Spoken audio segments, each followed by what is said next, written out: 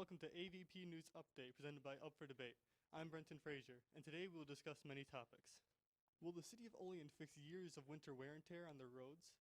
A celebrity's TikTok account was hacked. Do you know cybersecurity?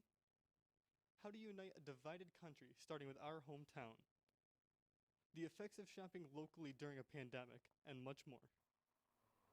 Good afternoon, everyone. I'm Gabby Green. And I'm Destiny Rung. And once again, I'm Brenton Frazier. For reference purposes, each student that has written their own stories were required to use at least 3 reliable sources to acquire their information.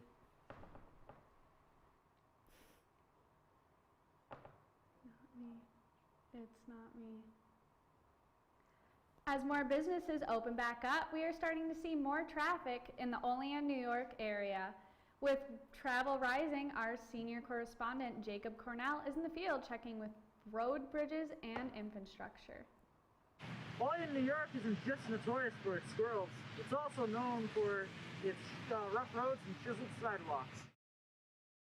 The brick roads in Olean, New York could use maintenance. According to the Olean Times-Herald, the cost to fix the unkempt brick roads would be double the cost to fix the damage done to the asphalt roads. Do you think we should replace the roads we have, the brick roads with, regular pavement? I think we should keep, I think they should stay the same or fix them up because, they are pretty cool.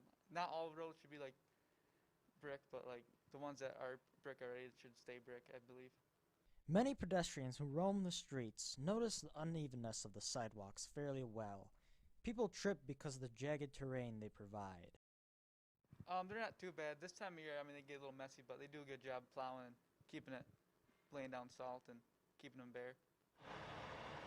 I think it's pretty bad. Why so? Because the snow and there's just a lot of banks, and I just feel like they're not doing their job to maintain the city so that it's safe enough to drive in. Thank you for that, Jacob. With the recent increase of amount of users on TikTok, it brings into question the security measures taken. Senior correspondent Jackson Swindler is taking into their own hands, asking people how they feel about TikTok security.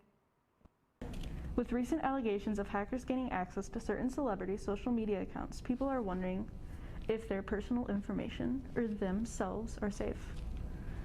Recently, a TikTok star, Dixie D'Amelio, was hacked by a group called the Chuckling Squad. This group was also able to hack Twitter CEO Jack Dorsey's account in late 2019. This group has also targeted multiple YouTubers like James Charles and Shane Dawson. Dixie and Charli D'Amelio's father, Mark D'Amelio, was hacked shortly after. This, of course, is not the first time this has happened. The hacker allegedly has or uses the name Joe. Dixie's bio was updated to say follow at KOIIDDD, even going as far as to mention a private Instagram account handle called Lucifer. TikTok Room's post on Instagram had the caption Dixie D'Amelio TikTok has been deleted, to which she responded with, I guess Dixie123 was a bad password. This group of hackers has stated they were going to target Charli D'Amelio, but as of now, Charli's account is still up and running. TikTok is still trying to recover Dixie D'Amelio's account as well as their father's. Now, this goes into the question people are asking if they are safe. Cybersecurity, that is who you should call if you are either hacked. There's multiple numbers you can call if you are hacked or are getting hacked.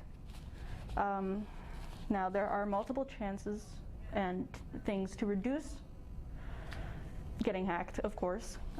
First, make sure you use different passwords for different social media accounts. Change your password if you can regularly, or if you can't, try and change it when you can change it. You want to protect your computers and your laptops. You want to make sure, for computers and laptops, you want to make sure your software is up to date. You want to install antivirus and anti-malware software. You also want to disable connections when you aren't using them. For cell phones, you want to create a strong PIN or passcode. Only install trusted applications. Keep your software up to date as well with computers and laptops. Other internet connected devices, you want to review your network and device names. Pretty simple enough. Create unique passwords for all devices, like I said. Use different passwords for different social media accounts. For online accounts, you want to delete suspicious emails. Use secure devices, if possible. Create strong passwords. Different passwords for different accounts. Use a multi-factor authentication on your accounts. Multi-factor authentication works like this. When you enter your password for your email account, for example, you are directed to a page that asks for a 4-digit code. If you have an email, they send that verification code to your email, and then you use that verification code to get into your account. You want to be cautious with save my information for next time, in case they get a hold of your account and they use that saved password. You want to sign up for account alerts. So if your device or online accounts are hacked, you want to have your devices inspected, change your passwords, monitor financial accounts in case they use a credit card or something like that. You want to notify others, like family members or friends, or maybe the police. Watch out for other users. So be cautious of who you talk to and who you send information to. There's 3 ways you can report your hacking. You want to contact the Federal Bureau of Investigation, the Federal Trade Commission, and the Office of Minnesota Attorney General Keith Ellison. That's in Minnesota, of course. So what is cybersecurity and what does it do? So cybersecurity can be described as a collective methods, technologies, and processes to help protect the confidentiality, integrity, and availability of computer systems, networks, and data against cyber attacks or unauthorized access.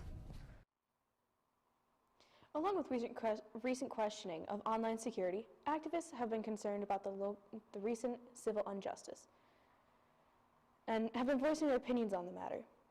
The division of opinion has caused unrest between those who want to be heard and those who might not be listening. Our senior correspondent, Caleb Foster, is on the field asking the public what they think about this matter. When we hear division, civil unrest, or even polarization, we tend to think of cities like New York, Chicago, or other large cities. However, the New Age Civil War, as some would call it, isn't just limited to large cities. Small-town America is affected as well, in communities like our own. Issues like police brutality, the 2020 election, and COVID-19, just to name a few. So, how did we get here? I feel like it's always been this way, like not only with race issues, I don't even know if that's what like the subject's on, like the injustice of the African American community and stuff like that, but I just feel like it's always been that way because the way it was back then. Well, I don't think there's a specific time where it started happening. I think it just kind of like over time.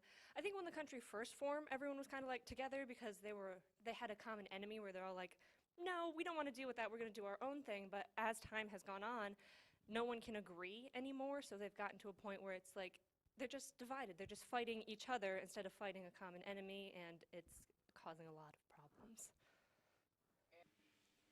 I mean, I think it depends on like where you grew up and all that stuff, but technology has just like kind of expanded the whole thing. So we could also see like one truth of one person or like a lie of another person. You don't really know what to believe anymore. And with the 2020 election now over, we can look in retrospect to see the division between the left and the right. But did the election further divide us as a country? Oh, it made it 100% worse because people were like, orange man bad, old man good, but they probably don't know the history of like what each person has done. I haven't been following much of the election. I don't get a lot into politics because it can cause a lot of problems, and I'd prefer to just kind of be like, no, I don't want us to fight over stupid stuff, but I think a lot of people do think it's caused a lot of problems, and I've seen, even in my own school, a lot of people fighting about it and arguing about it and making like death threats about it, so I think it has caused a lot of people, because people are very opinionated about if it should be this guy or if it should be this guy, when like really I don't think it matters that much, because the way I see it, neither of them are really going to do very much. Like the country's basically screwed at this point. So, what is your opinions on the COVID-19 pandemic? I mean, I just think it is what it is. Like, it's kind of just another flu, probably with worse symptoms, but it's just going to happen. Well, it's then goes back to the ignorance of certain topics. Like some people don't realize what they need to do to get it to go away, and some people are like, no, follow the rules. This guy has our best interest in mind. Like if you do this, it will go away. When, like in reality, every 100 years there's a pandemic. So we could have prepared for it better, but we didn't. So everyone's like, it's just the flu, or it's just this, and no one's really taking it seriously. So, what is your opinion of the current state of the country in terms of police brutality? I think it's a problem, but I think the way people are approaching trying to fix the problem is not really fixing the problem, because like I get being mad that the police are treating people in a way that they shouldn't be treated, but I don't think the riots that happened were gonna fix that. Like violence doesn't fix violence, so it's kind of pointless. And with police brutality, mass protest, political division, and a time of crisis, some would wonder if we even can unite. I think if we came together as one and didn't care about race, gender, sexuality, and stuff like that, we would all be together as one. It's probably a lost cause at this point. People are just going to think what they're going to think. I don't think there is any solving the problem, because a lot of the problem is ignorance and refusal to educate yourself on certain topics. And if there's always going to be people who think they know everything, so they think they don't need to learn anything, so there's always going to be people disagreeing, more educated versus people who think they're more educated versus people who are refusing to learn. So I don't think there is any fixing it. It's going to escalate and escalate until something big happens. The process of change and uniting all starts local. We can make a difference here at home. This has been Caleb Foster. Now back to you at the studio. Thank you, Caleb. Now on the topic of local Olean mom and pop shops. They provide a sense of familiarity and comfort, but now they may need our help more than ever to stay open. Now over to Jocelyn, senior editor Jocelyn Decker, who is checking in with our local mom and pop shops. Shopping local can save lives.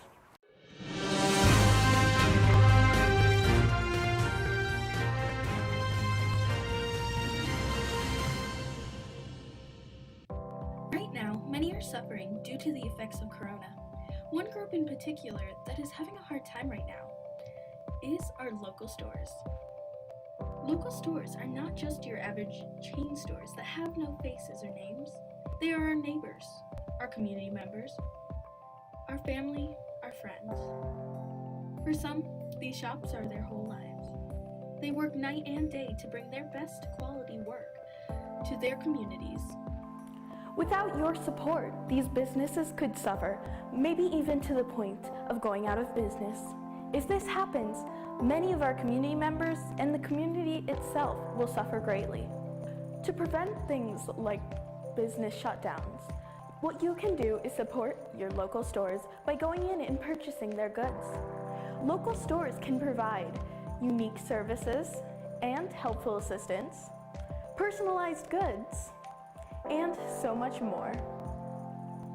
By shopping local, you can keep the money local as well to support our local communities, services, groups, and organizations that need us most. Some of the local stores in our communities are Christine's Boutique, Park and Shop, Uptown Florist, Sports Locker, Great Wall Restaurant, Gift World, Eddie's Wallpaper Incorporated, Paper Factory, and Cindy's Craft Co-op. These are just to name a few, but there are many more in our community that you can go support by shopping locally. If name brand businesses lose a bit of money, it won't hurt them too much. But unfortunately, for our small businesses, this could greatly impact them and, unfortunately, cause some unhappy closures. I went in to talk with some of our community members about how the COVID pandemic has affected them and how shopping local helps them. Let's take a look. And Deb Van Scooter, owner of the Paper Factory here in downtown Olean. To me, shopping local means that you are supporting the local economy, a local family who lives here in Olean, and keeping local business alive. The customer service and the specialty items is what we offer that the large stores cannot.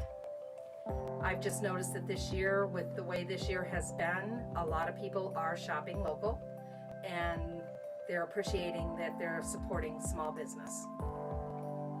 Hi, I'm Linda Minnemeyer, and I'm the manager of Cindy's Craft Co-op in the Olean Center Mall. Shopping local means you're keeping the money that you are spending right here in our economy.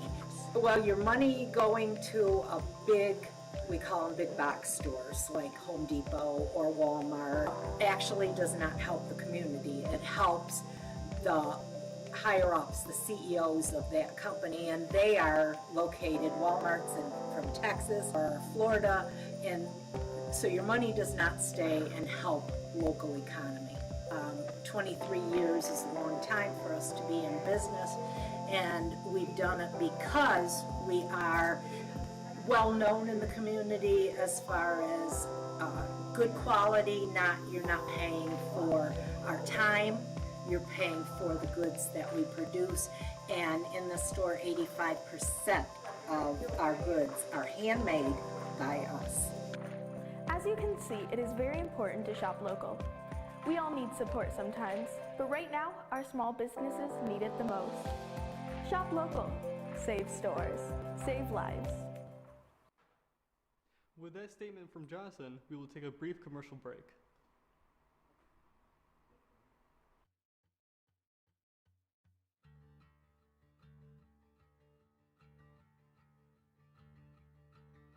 There's so much that goes into being a chef, more than just cooking and producing a dish.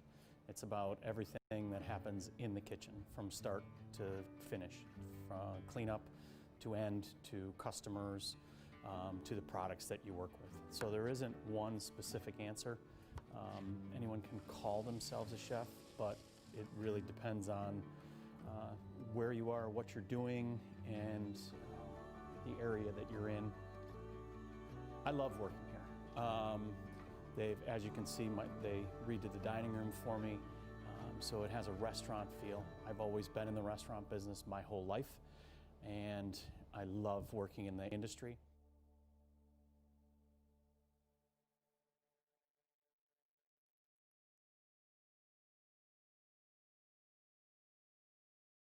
Western New York businesses continue to be ravaged by the COVID-19 pandemic. Many businesses around Western New York continue to feel the impact of COVID-19. However, some businesses are working night and day to come back stronger than ever. Tom and Jason Palumbo started the Sports Locker in 1984, and together, they've been through it all.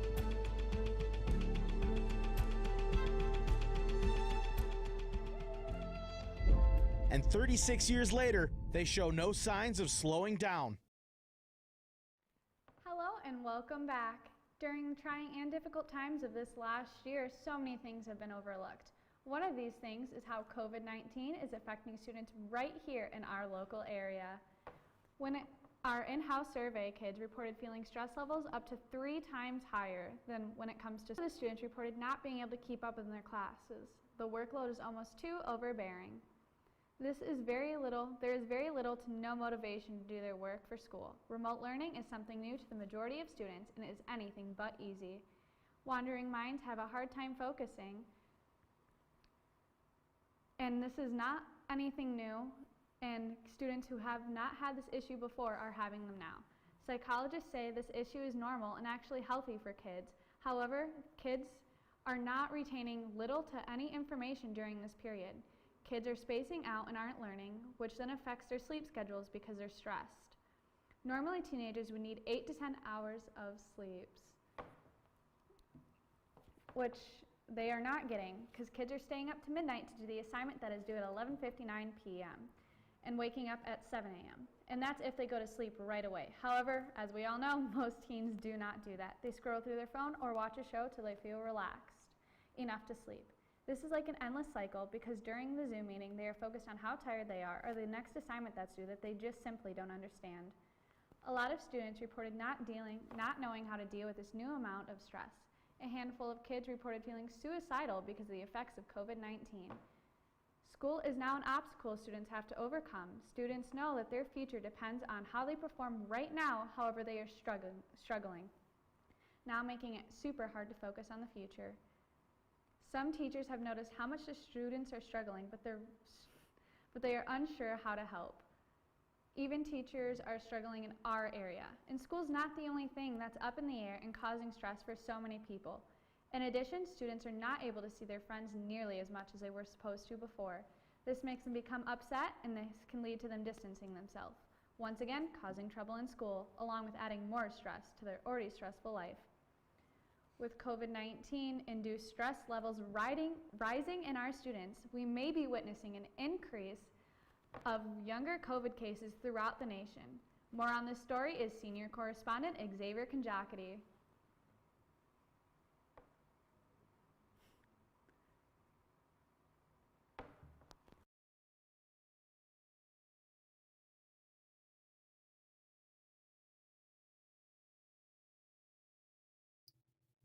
At the start of the COVID-19 pandemic, reports indicated that the disease affected older adults and that younger people were more likely to have milder cases. According to the U.S. Centers for Disease Control and Prevention in the United States, people under 30 make up more than 20% of COVID-19 cases. But people can develop severe and lasting symptoms. These symptoms may include obesity, diabetes, or high blood pressure. New York has more confirmed cases than anywhere else in the United States. COVID-19 has really affected the younger generation. The virus has affected younger people's social, emotional, and mental well-being. Many younger people in their 20s and 30s work in healthcare, food, and essential services, such as public transportation, which make them highly exposed to the virus. Many younger people recover, but some don't because of pre-existing health conditions. Many people pass COVID-19 to others not knowingly. Even healthy people can catch the coronavirus.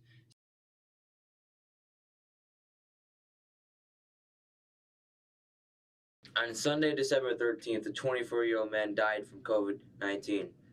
According to Olean Times-Herald, the young man experienced a cardiac event, preventing him from recovering. Doctors say COVID-19 can infect the heart muscle, leading to heart damage. According to WGRZ News, the 24-year-old was unable to overcome his illness despite aggressive treatment. Thank you for that, Xavier. Now for our sports fan, we have senior editor Jeff Rossman, who has sought out to find some updates on whether or not sports will continue. COVID has affected many things this year, and high school sports are included. I am Jeffrey Rossman, coming from AVP News Update, brought to you by Up for Debate. And I am here to say my opinion if sports should resume while COVID is around. But first, here are a few facts.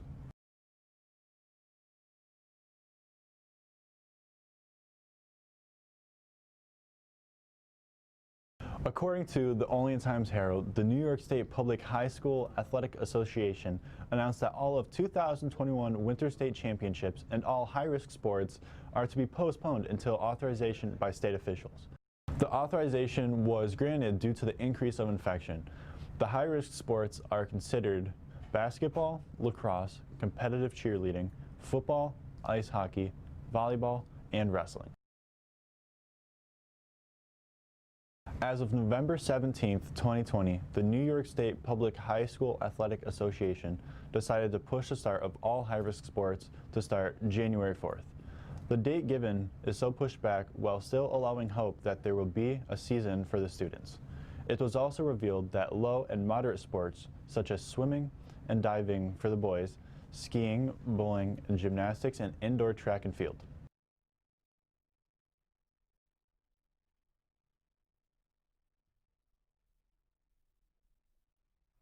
According to Buffalo News, youth travel sports teams are a problem for keeping COVID-19 out of the classroom.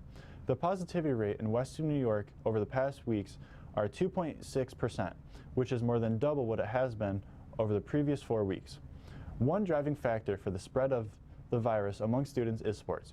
Erie County found students who tested positive and share a travel history of out-of-state sporting events.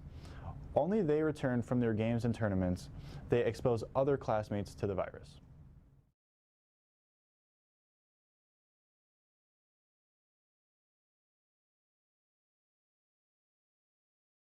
I believe that school sports should not resume due to the deadliness of the virus. We should do everything we can to follow CDC guidelines, and hopefully there will be a cure or a vaccine that would help us in the future. And this has been an opinion-based editorial. I am Jeffrey Rossman, and now let's get back to the studio.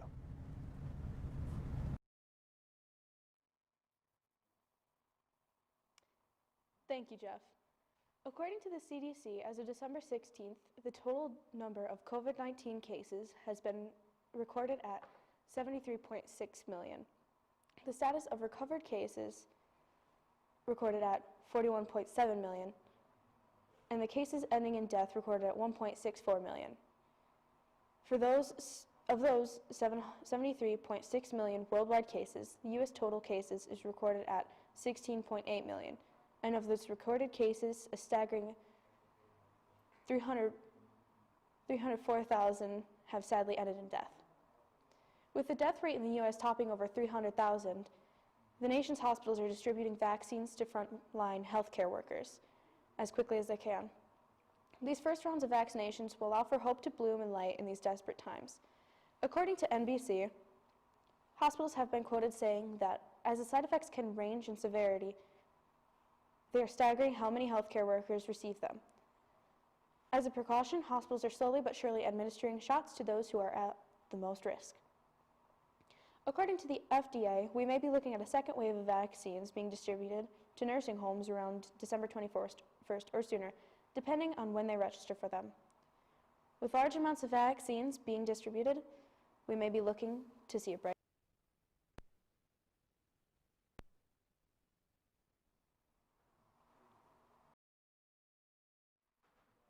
This has been the first episode of AVP News brought to you by Upper Debate. Thank you for joining us, and be sure to join us next time.